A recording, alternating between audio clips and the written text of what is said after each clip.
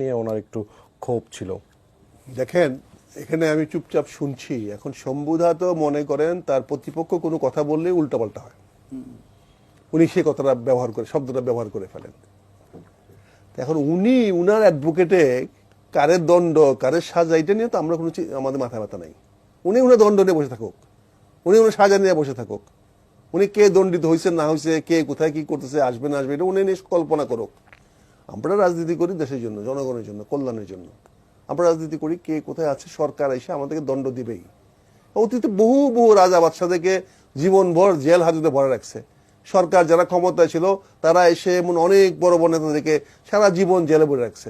আমরা উদাহরণ দিতে চাই না, সেই 64 সন থেকে বঙ্গবন্ধুকে 69 সন পর্যন্ত জেলে ভরে রাখছে, তার বিরুদ্ধে দুর্নীতির মামলা দিয়েছে, দুর্নীতির কথা বলেছে। তো এইগুলো রাজনীতিবিদদের বিরুদ্ধে সরকাররা করবেই, অতীতেও করেছে, এখনো করবে, আগামীতেও হবে। এটা নিয়ে আমাদের কোনো মাথা ব্যথা নাই। আমরা আমাদের রাজনীতি করছি জনগণের জন্য, জনগণের কল্যাণের জন্য।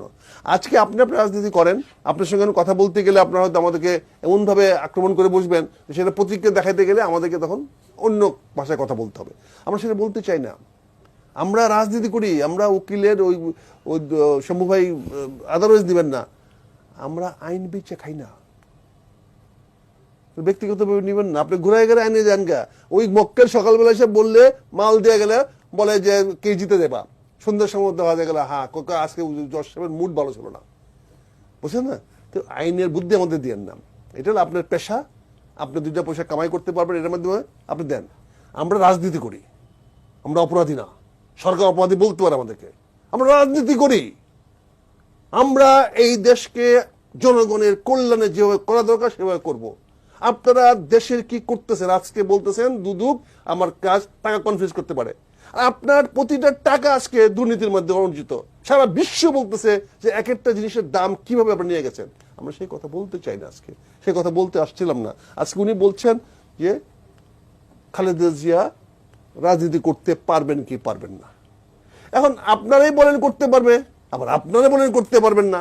তার মানে আপনারা খালেদা জিয়াকে মাঠে নিয়ে আসছেন আপনাদের কোনো পারপাস সার্ভ করার জন্য। এটা পরিষ্কার হয়ে গেছে, এটা পরিষ্কার। এই নিয়ে বিএনপি কোনো মাথা ব্যথা নাই। তারেক রহমান দেশে আসবে কি আসবে না, তারেক রহমান যদি বাংলাদেশে আসবে শম্ভুদা, সেদিন আপনি থাকবেন না। কেন? কোথায় যাবো আমরা? ওইটাই তো নিয়ম, কোথায় যাবো? ওইটাই তো নিয়ম। ওখানে যাবেন। আজকে তারেক রহমান বাংলাদেশের বাইরে, আপনি যেমন তারেক রহমান বাংলাদেশের বাইরে, আমি এই জন্য বলছি, আমি দায়িত্ব নিয়ে বলছি, তারেক রহমান দেশে আসবে, আসবে, আপনি চাওয়ার উপর নির্ভর করেন না, আপনি চাওয়ার উপর নির্ভর করেন, আপনি চান না, চাইতে পারবো না। তারেক রহমান দেশে আসবে, সেদিন আপনি থাকবেন কি